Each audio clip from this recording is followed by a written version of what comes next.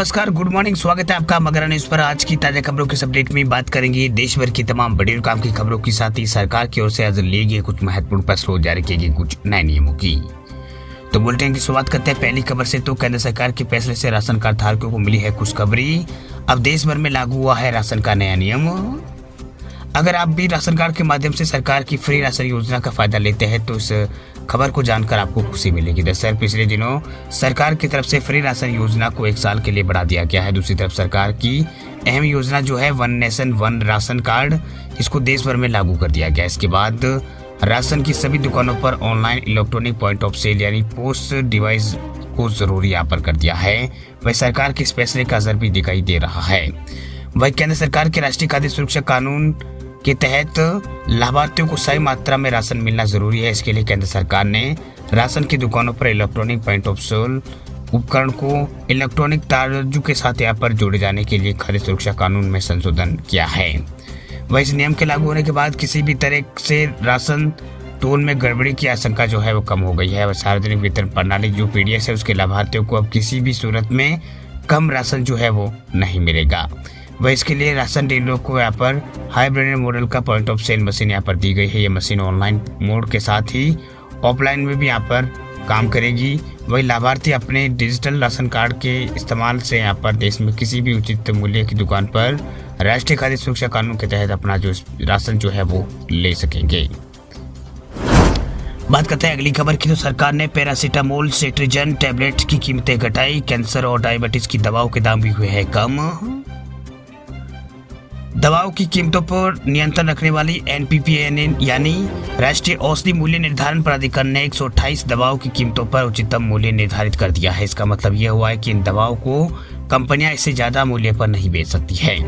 वह राष्ट्रीय औषधि मूल्य निर्धारण प्राधिकरण ने अधिसूचना जारी कर कहा है कि सूची में शामिल सभी 128 दवाओं को बनाने वाली कंपनियों की तरफ से सरकार की तरफ से तय की गई कीमतों पर अपने उत्पादों को बेचना होगा, यानी सरकार की तरफ से तय कीमतों पर ही उत्पाद बेचे। वही एनपीपीए ने 128 एंटीबायोटिक और एंटीवायरल दवाओं की कीमतों को संशोधित यहाँ पर किया है। इनमें एमोक्सिसिलिन और इसके अलावा दूसरी कैलोमिनिक एसिड और एंटीबायोटिक इंजेक्शन और विकोमाइसिन की यहाँ पर बीमारी में इस्तेमाल होने वाली जो यहाँ पर दमा की बीमारी में इस्तेमाल होने वाली टैबलेट्स है।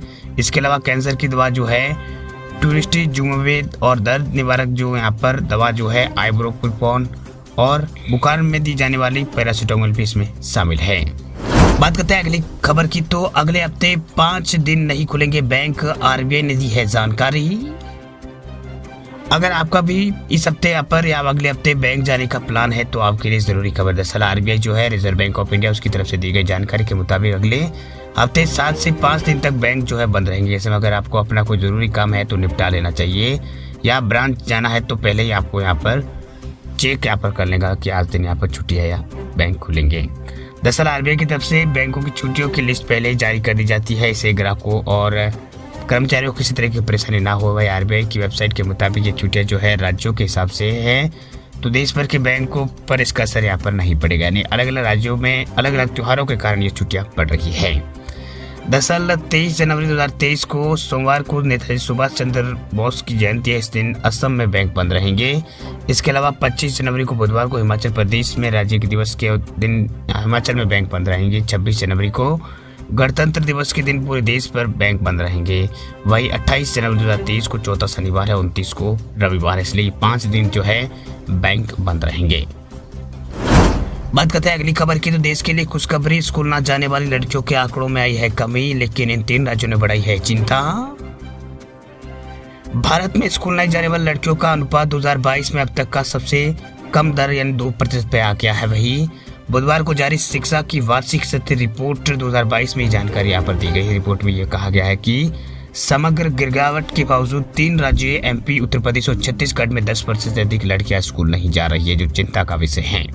वह स्कूल न जाने वाली लड़कियों का कुल अनुपात जो है 2018 में 4.1%, 2006 में 10.3% था। निम्नतम अध्ययन में ग्रामीण भारत में कुल 19,060 गाँवों का सर्वेक्षण जो है वो किया गया है, जिसमें 3,74,544 परिवार और 3 से यहाँ पर 16 वर्ष की आयु के 6,99,000 बच्चे यहाँ पर शामिल है।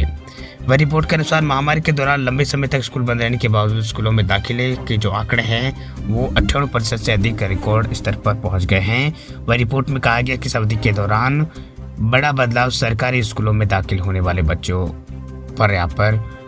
के प्रति जो संख्या पर यहाँ पर है।